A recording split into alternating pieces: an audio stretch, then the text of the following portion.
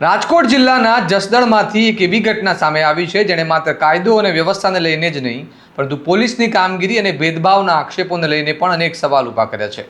એક દલિત પરિવારનો આક્ષેપ છે કે તેમની 15 વર્ષની સગીર દીકરીના કથિત અપહરણના કેસમાં પોલીસ પૂરતી ગંભીરતા દાખવી રહી નથી અને પરિવારનું કહેવું છે કે તેઓ વાલ્મીકી સમાજના હોવાથી તેમની સાથે ભેદભાવ કરવામાં આવી રહ્યો છે।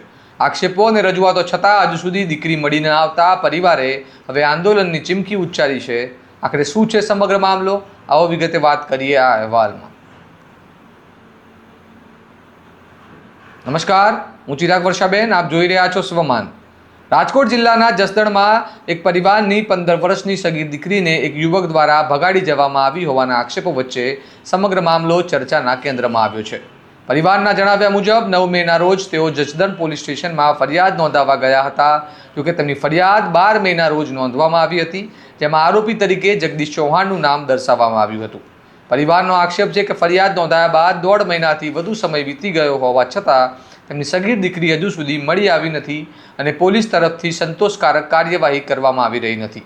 પરિવારનું કહેવું છે કે તેઓ વાલ્મીકી સમાજના હોવાથી તેમની સાથે ભેદભાવ કરવામાં આવી રહ્યો છે। આ મામલે પરિવારે ઘટનાના અંદાજે 21 દિવસ બાદ રાજકોટ રેન્જના આઈજીને પણ લેખિત રજૂઆત કરી હતી।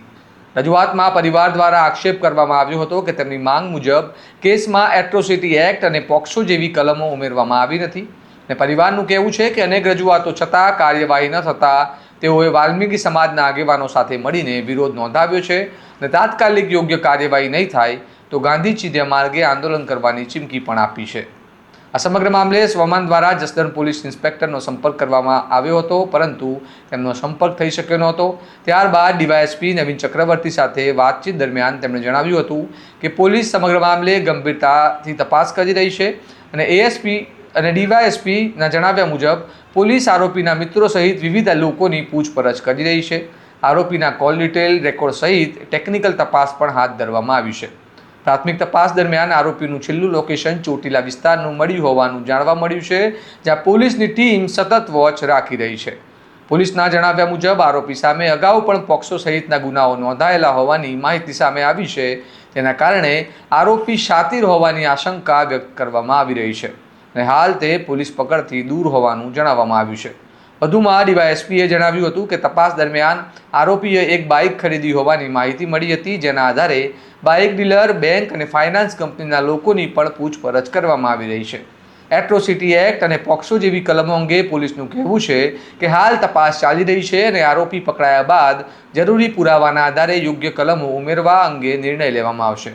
હવે સૌથી મોટો પ્રશ્ન એ છે કે સગીર દીકરી ક્યારે મળી આવશે? પરિવાર દ્વારા કરવામાં આવેલા ભેદભાવના આક્ષેપોમાં કેટલું તથ્ય છે અને પોલીસ તપાસમાં આગળ શું ખુલાસા થાય છે, તેના પર હવે સૌની નજર ટકેલી છે। આ મામલે તમારું શું મંતવ્ય છે?